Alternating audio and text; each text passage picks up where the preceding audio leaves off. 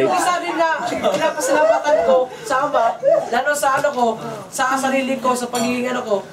Kasi yung time ng ano, yung doon ka lang, yung inaantay ba? Hindi pa talaga pa ha?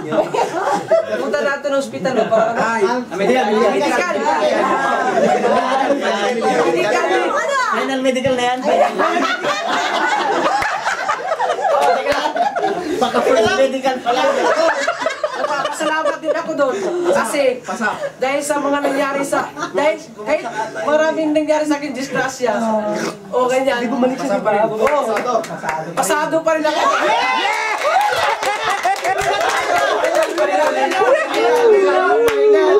Tapos na, Taka muna. Kasi,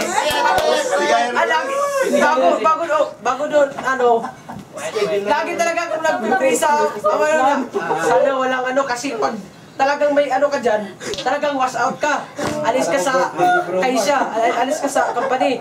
Kasi may diferensya ka eh. Nagpapasal din ako, hindi ako check boy. Kasi kung naging check boy ako, Gutom na ako. nag-ano.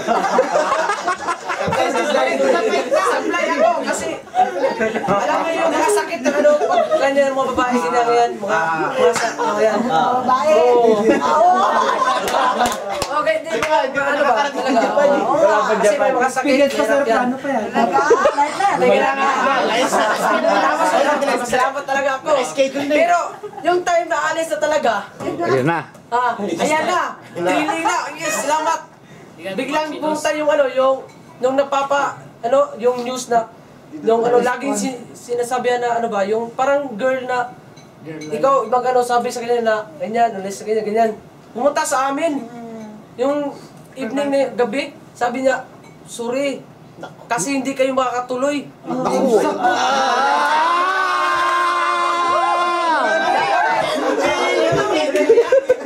Tapos doon, binisay ko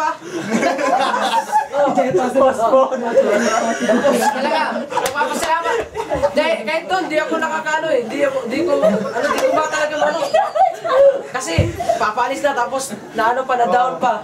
Parang naisip ko na, yun na naman.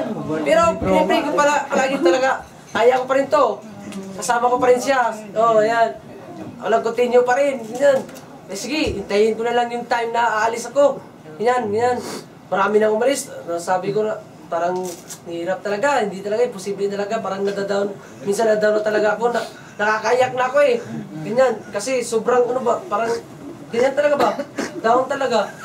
Pero nung time talaga na parang na ano din sa amin na sabi niya, yan, naalis na talaga kayo.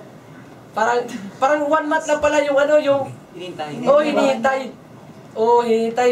Yun, nung time na yun talaga, parang ano ako, okay. Pero yung sa family side ko, yung ate ko, nahihirapan na pala. Siya pala lang yung nahihirapan. Kaya hindi niya tinapos yung trabaho niya dun sa ano, kasi yung amo niya, wag natin, basta bad yung amo niya. Yes! Get serious. Gutom na kayo, alam mo.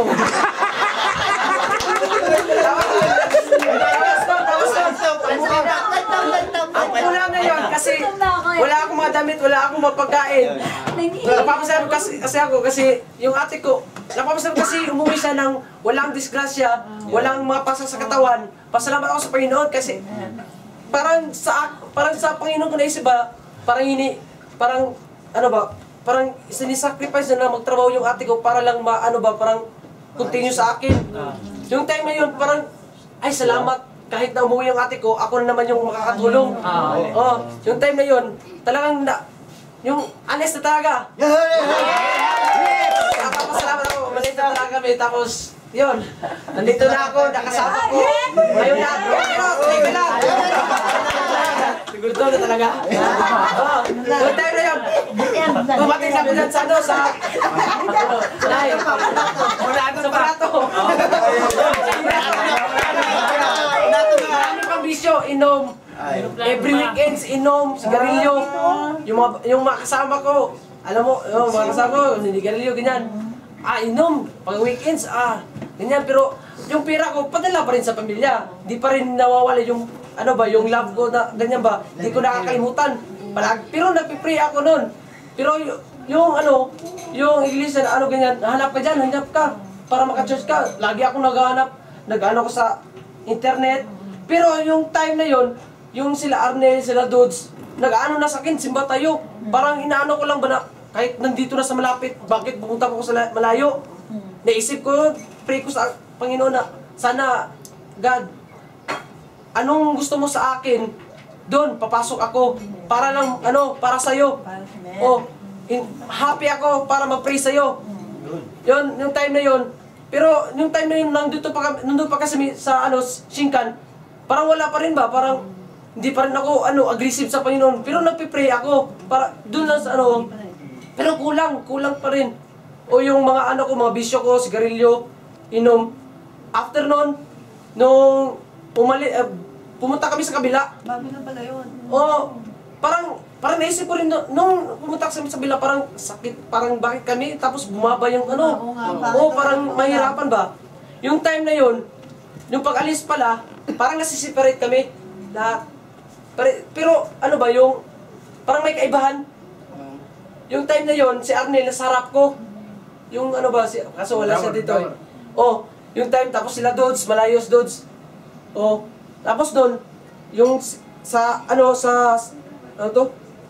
Gimba, na-pray ko palagi sa Panginoon na itong bisyo ko, gusto kong mawala, yung ano ba, yung paninigarilyo, lalo na yung paninigarilyo, kasi alam ko yung papa ko, grabe, maninigarilyo.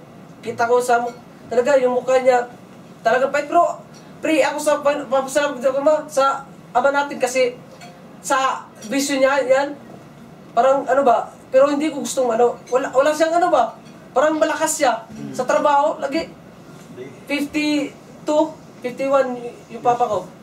Tapos noon, sigarilyo, ganyan, ayaw kong manigarilyo na, ganyan, parang inawasan ko. Yung time na yun, na may naisip ko na, gusto mo talaga manigarilyo ha? Para lang ano natin ba, gusto mo talaga manigarilyo? Inubos ko yung isang kaha na sigarilyo. Ganyan, sige, gusto mo. Diyan, nung susuka na ako, parang nahihilo talaga ako, ganyan pala, dyan. Sige, gusto mo pala talaga manigarilyo, gusto mo masira yung buhay mo, yung ano mo, yung katawan mo, gusto mo hindi ka na makatulong, parang naisip ko ba?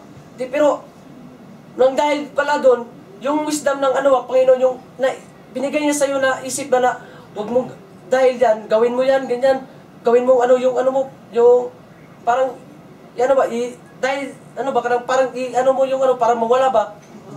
Tapos nun, parang naano yung ano ko, yung isip ko na, sige. Tapos nung parang nasukar ako, time na yun na talagang nahihina na ako sa sigarilyo. Pero meron pa.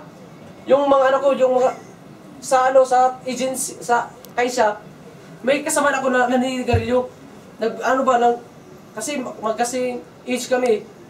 Yung nag-ano din sa akin na, sige, sigarilyo, ganyan. Kasi gusto ko rin mag-QK, ganyan. Parang, nahihirapan talaga ako. Pag every morning, ganyan. Tapos nun, every